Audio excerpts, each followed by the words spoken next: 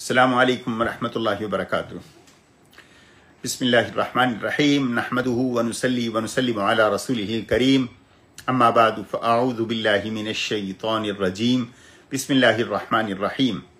व इज़ा बुश्शिरा अहदुहुम बिल उन्सा ज़ल्ल वजहुहु मुस्वद्दन व हुवा कज़ीम। सदक़ल्लाहुल अज़ीम। व क़ाल अन्नबिय्यु सल्लल्लाहु अलैहि वसल्लम वस्तौसू बिन्निसाइ खैरा औ कमा क़ाल अन्नबिय्यु सल्लल्लाहु अलैहि वसल्लम। गुज़श्ता 2-3 दिनों से सोशल मीडिया पर एक तूफ़ान सा उठा है, वो है ख़वातीन या औरत की आज़ादी के हवाले से मुख्तलिफ़ लोगों के कमेंट्स। इस हवाले से चंद बातें मैं आपके गोश गुजार करना चाहता हूँ, चूँकि उर्दू के अंदर ये क्लिप वायरल हुए हैं और हर वो क्लिप जिसके अंदर कोई मनफी बात हो वो ज़्यादा वायरल होता है बनिस्बत उस क्लिप के या उस पैगाम के जिसके अंदर मुस्बत चीज़ हो। उसको लोग एक उमूमी या रूटीन की चीज़ समझ के इग्नोर कर लेते हैं, बाज़ औक़ात सुनना भी गवारा नहीं करते। चूँकि ये क्लिप जिसके अंदर कुरान करीम की आयत का वो मफ़हूम बयान किया गया है जो किसी भी उम्मत के पढ़े लिखे तबके के यहाँ, उलमा के यहाँ, सुलहा के यहाँ नहीं इख्तियार किया गया, इसलिए उस हवाले से चंद मारूज़ात आपके गोश गुजार करना चाह रहा हूँ। तो सूरह दहर की आयत नंबर 3 और सूरह तौबा की आयत नंबर 31, इसके अंदर इसका हवाला दे के ये कहा गया कि इस्लाम के अंदर तो औरत और मर्द बाहम दोस्ती, रफ़ाक़त और ताल्लुक़ कायम करने में आज़ाद हैं। चुनाचे उस आयत का हवाला दिया सूरह तौबा की 71, जिसके अंदर आता है वल्मुमिनून वल्मुमिनातु बाज़ुहुम औलियाउ बाज़। अगर इस आयत के सियाक और सबाक को देख ले दिया जाए, इससे पहले अल्लाह ने किन का जिक्र किया? वो मुनाफिकीन का जिक्र है कि मुनाफिकीन बाहम दोस्त हैं, उनका बाहम आपस में ताल्लुक़ है, तो मुसलमान आपस में एक दूसरे के साथ ताल्लुक़ रखेंगे। लेकिन इसको उस माना में नऊज़ुबिल्लाह पहना दिया गया, वो माना पहना दिया गया कि गोया मर्द और औरत आपस में दोस्त हैं। और दोस्ती का जब जिक्र आता है तो चूंकि ज़हन के अंदर एक बात जो मनफी ज़हनियत की हामिल शख्सियत होती है, जब उसके ज़हन से कोई सोचेंगे तो दोस्त से मुराद उसका वो ताल्लुक़ है जो उमूमन इस्लाम के यहाँ नाकाबिल कबूल है, यानी मर्द और औरत का वो बेहिजाबाना ताल्लुक़, और वो ताल्लुक़ जो बग़ैर निकाह के मुमकिन नहीं, ये उसको उस ताल्लुक़ और उस दोस्ती के साथ तशबीह देते हैं। हालांकि वली का लफ्ज़ इतना पाकीज़ा है, अल्लाह ने अपने आप को मोमिनीन का वली कहा और मोमिन सुलहा नेक मुत्तकी अफराद को अपना वली कहा। वो अल्लाह के वली, अल्लाह उनका वली, अल्लाहु वलियुल्लज़ीना आमनू, अल्लाह अहले ईमान का वली है। तो उसी वली की जमा है औलिया। वल्मुमिनून वल्मुमिनातु बाज़ुहुम औलियाउ बाज़। और एक जगह आते अला इन्ना औलिया अल्लाह, अल्लाह के वली ला खौफुन अलैहिम वला हुम यहज़नून। तो वली के माने और मफहूम को समझे बगैर वली के लफ्ज़ को इस ताल्लुक़ पर चिस्पा कर देना इंतहाई जुल्म और ज़ियादती है। दूसरा, कुरान करीम ने किस पहराई के अंदर ये कहा अशकुर अम अकफुर, कि मैं शुक्र करूं या कुफर करूं, नाशुक्री या शुक्र करना ये बंदे को इख्तियार दिया गया, बिल्कुल ऐसे जैसे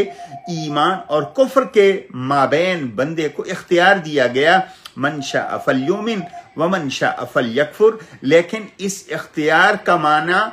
ये नहीं कि तुम आज़ाद हो, जो चाहो करो, नहीं, ये माना बता दिया कि तुम्हें इख्तियार है इस फितरी तौर पर कि तुम सही रास्ता इख्तियार करो, गलत रास्ता इख्तियार कर दो। जैसे इंसान को ये इख्तियार दिया गया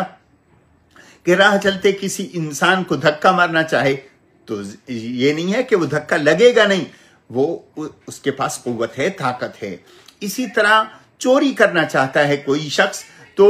اس کے ہاتھ میں قوت ہے، طاقت ہے، اللہ نے اس کو دے دی ہے، تو وہ استعمال کرتے ہوئے بروئے کار لاتے ہوئے وہ کر گزرے گا۔ لیکن اس کا یہ مطلب نہیں ہے کہ اب تمہیں آزادی مل گئی، اب تمہاری باز پرس نہیں ہوگی، نہیں۔ کفر کا راستہ ہے، اس کا انجام بھی بتا دیا، شکر کا راستہ ہے، اس کا انجام بھی بتا دیا، اسلام کا راستہ ہے، اس کا انجام بھی بتا دیا، اور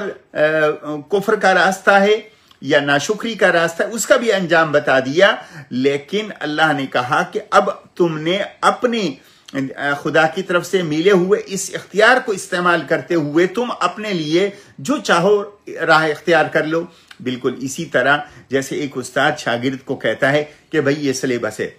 اس کو پڑھ لو، تمہاری مرضی، پڑھو نہ پڑھو، امتحان اسی میں سے آئے گا۔ لیکن کوئی اسٹوڈنٹ یہ نہیں سمجھتا کہ جناب استاد نے اجازت دی ہے نہ پڑھنے کی بھی اور پڑھنے کی، لہٰذا میں کیوں پڑھوں، اور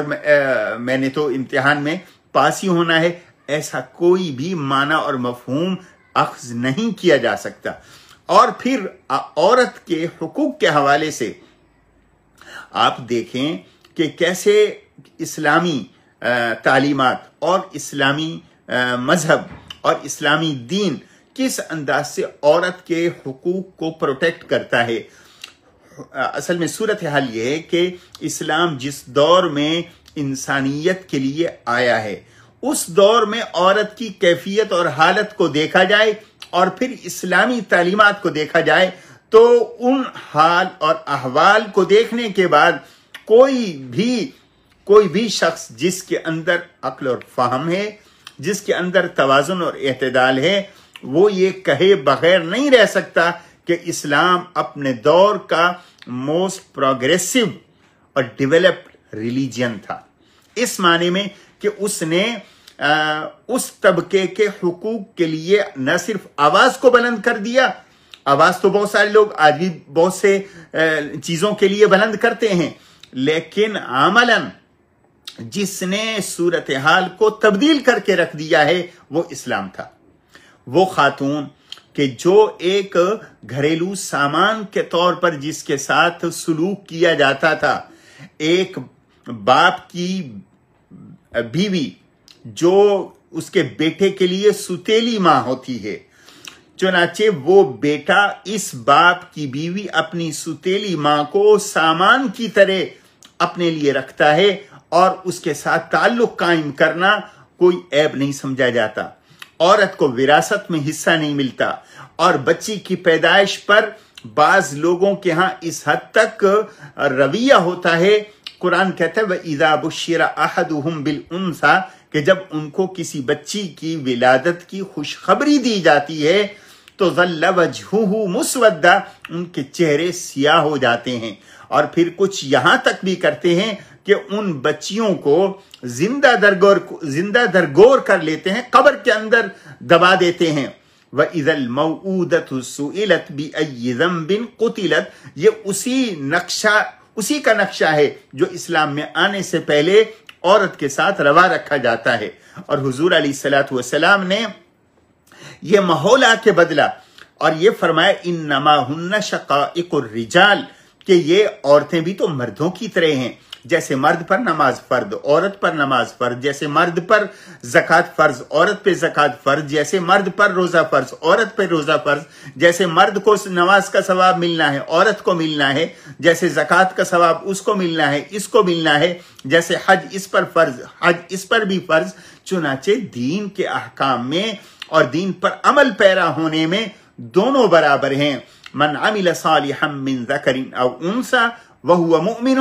فَلَنُحْيِيَنَّهُ حَيَاتًا طَيِّبًا، ہم ان کو پاکیزہ زندگی گزاریں گے، چاہے کوئی مرد ہو یا عورت، اگر وہ بھلا کام کرتا ہے، نیکی کا کام کرتا ہے۔ تو یہ کیفیت تھی عورت کی اسلام کے آنے سے پہلے۔ اسلام نے کہا وہ بھی تمہاری طرح ہیں، وہ اللہ کی تخلیق ہیں، اور آپ جو مذاہب کا مطالعہ رکھنے والے لوگ ہیں وہ بتائیں گے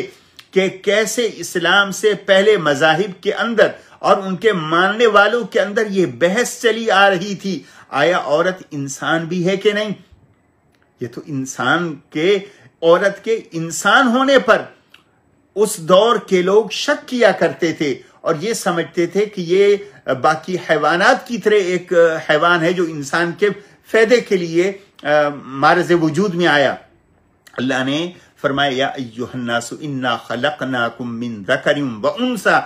جس اوریجن سے مرد کی تخلیق ہے اسی اوریجن سے عورت کی تخلیق ہے، کوئی اس کے اندر فرق نہیں ہے، اور دونوں اللہ کے بندے ہیں، انسان ہیں، اور دونوں پھر جو حقوق دیا اسلام نے وہ آپ دیکھیں، اسلام نے کہا یہ عورت ماں کی حیثیت سے قابل احترام ہے، بیٹی کی حیثیت سے تمہاری شفقتوں اور محبتوں کی حقدار ہے، بہن کی حیثیت سے احترام کی حقدار ہے، اور ایک عام خاتون کی حیثیت سے اس حد تک محترم ہے کہ تمہاری نظریں بھی اس کی طرف اس سوچ اور فکر سے نہ جائیں کہ تمہارے دل کے اندر اپنی جنسی تسکین کا کوئی سامان ہو اور تم اس کی طرف دیکھو۔ وَقُلْ لِلْمُؤْمِنِينَ يَغْضُضْنَ مِنْ أَبْصَارِهِنَّ، یہ پہلے مرد کو کہا گیا کہ وہ اپنی نظریں نیچی رکھے، عورت کو کہا گیا وہ اپنی نظریں نیچی رکھے۔ اب قرآن کریم کی جس آیت کو وہ حوالے کے طور پہ پیش کر رہے ہیں، الامان والحفیظ، یہ قرآن کریم کی آیات ان کی نظر میں نہیں گزری جس میں اللہ یہ کہتے ہیں کہ تم اپنی نظروں کو دوسری عورتوں کے سامنے نیچی رکھو۔ تو یہ اللہ نے جب نظر کی اس طرح حفاظت کی تعلیم دی کہ وہ پردے کا حکم اس لیے آیا۔ حجاب آج بھی دنیا بھر کے اندر مسلمان کی علامت ہے، یعنی مسلمان خاتون کی علامت یا مسلمان خاتون کا کوئی تعارف غیر مسلم معاشرے کے اندر کوئی کرے گا تو ایک حجاب والی عورت کے ساتھ کرے گا، تو گویا حجاب ایک خاص پہچان ہے۔ تو اسلام نے عورت کو وراثت میں حق دیا، عورت کے نان نفقے کا ایک ذمہ لیا، مرد کے ذمہ داری لگائی کہ جب تک تیری یہ بیوی ہے، بیوی کی حیثیت سے تم پر فرض بنتا ہے کہ اس کو سکن دو، اس کو یعنی مکان دو، اس کو کپڑے دو، اس کو خوراک دو جو اس کی ضرورت ہے۔ اور پھر سب سے بڑھ کر قرآن کریم کو آپ کھول کے دیکھیں تو اللہ نے گھر کی نسبت عورت کی طرف کی ہے، گھر مرد بنا کے دے گا لیکن گھر کی نسبت عورت کی طرف ہو جائے گی۔ ہمارے ہاں اردو میں بھی بیوی کو گھر والی کہا جاتا ہے، یعنی گھر کی ساری ذمہ داری یا گھر کا انتظام اس کا عورت کے سپرد کر دیا گیا۔ اس لیے یا نساء النبی، اے نبی کی عورتیں، اور جب ان کا ذکر کیا اللہ نے فرمایا فی بیوتکن، اپنے گھروں کے، حالانکہ وہ اللہ کے پیغمبر کے گھر تھے لیکن نسبت اللہ نے خواتین کی طرف کی، بیویوں کی طرف کی، تو یہ اعزاز اللہ نے عورت کو دیا ہے کہ وہ حق مہر کی بھی حقدار ہوگی، اس کے بغیر تمہارا نکاح مکمل نہیں ہوگا جب تک کہ حق مہر تم نہیں دو گے، اور یہ اسلام کا امتزاج ہے۔ دوسرے مذاہب کے اندر کوئی معمولی تحفہ دے دیا جاتا ہوگا، وہ بھی ضروری نہیں ہے، لیکن اسلام کہتا ہے جب مرد کسی عورت سے نکاح کرے اور اس کے کنسنٹ سے ہوگا، اور یہ نہیں ہے کہ باپ جس کے ساتھ چاہے لگا دے، نہ، یہ ہوگا اس جوان عورت کے جب تک جوان نہیں ہوتی نکاح اس کا ویلڈ نہیں ہوگا، جب جوان ہو گئی اب اس کو اختیار ہے۔ اور ایون باپ نے بچپنے میں کسی کا نکاح کر بھی دیا ہو لیکن جیسے یہ جوان ہوگی اس کو اختیار ملے گا، یہ چاہے تو اپنے والد کے کیے ہوئے فیصلے کو قبول کر لے یا اس سے ہٹ جائے، یہ اس کو اختیار دیا ہے اسلام نے۔ اور اگر یہ جوان عورت ہے اور اس کا نکاح ہو رہا ہے تو اس کے اپنے نکاح کو رد کرنے یا قبول کرنے کا بھی اختیار ہے، یہ اسلام نے اس کو اختیار دیا، نہ نفقے کا اس کو حق دیا، وراثت میں اس کو حق دیا۔ چنانچہ یہ اللہ نے اسلام نے اور اللہ نے اس کو یہ اعزاز بخشا ہے عورت کو۔ اور حضور علیہ الصلوۃ والسلام نے حجۃ الوداع کے موقع پر اپنی امت کو کہا تھا کہ ہم عورتوں کے سلسلے میں آپ کو خیر کی وصیت کرتے ہیں۔ ایک اہم موقع، لاکھوں افراد موجود ہیں اور مختصر بیان ہے، اور اس مختصر بیان میں سب سے اہم بات جو حضور صلی اللہ علیہ وسلم نے امت کو بتائی اور قیامت تک آنے والی امت کے لیے تلقین کی، ان میں ایک اہم پیغام یہ تھا کہ خواتین کے ساتھ حسن سلوک کرنا۔ اب آئیں ہم اپنے رویوں کی طرف۔ اور وہ یہ ہے بعض اوقات ہم اپنے خاندانی علاقائی رویوں اور سختیوں کی وجہ سے ہم اس کو اسلام کی طرف منسوب کر دیتے ہیں اور دنیا اس کو اسلامی تعلیم سمجھتی ہے۔ زبردستی کی شادی کر دینا یا کم عمر لڑکیوں کو کسی اور کے ساتھ بیاہ دینا اور جب جوان ہوں تو ان کی مرضی نہ پوچھنا یا اپنی ذاتی یا اپنے خاندانی مفاد کی خاطر اپنی بچیوں کو کسی کے بھینٹ چڑھا دینا، یہ ہمارے اپنے رویے ہو سکتے ہیں، یہ اسلام کی تعلیمات نہیں۔ لہٰذا ہم اصل میں اسلام آج کتابوں سے لوگ کم سمجھتے ہیں، ہمارے رویوں سے لوگ سمجھتے ہیں کہ یہ اسلام ہے۔ اس لیے ہمیں اپنے رویوں کی بھی اصلاح کی ضرورت ہے اور دنیا کے سامنے جو عورت کا مقام اللہ نے قرآن اور حدیث میں اللہ کے رسول نے دیا ہے اس کو سمجھانے کی ضرورت ہے کہ اسلام وہ دین ہے جو انسانیت کا دین ہے اور عورت کے احترام، عورت کی عزت، عورت کے وقار کو بحال کرنے والا دین ہے۔ اور یہ بھی آپ کو بتاؤں، ہمارے ہاں بھی غیر مسلم بہت آتے ہیں تو اکثر یہ سوال کرتے ہیں کہ آپ کے ہاں 4 شادیاں ہیں، تو یہ ایک طرح کا وہ بلیم ہے اور کسی حد تک غیر مسلموں کی طرف سے اسلام پر یہ بڑا اعتراض کیا جاتا ہے کہ اسلام کے اندر حقوق نہیں ہے، چونکہ وہ ہمارے رویوں کو دیکھ کر وہ یہ سمجھتے ہیں کہ اسلام اسی چیز کا نام ہے۔ تو میں اکثر یہ کہتا ہوں کہ اسلام وہ پہلا مذہب ہے جس نے عورت کے حق کا خیال رکھتے ہوئے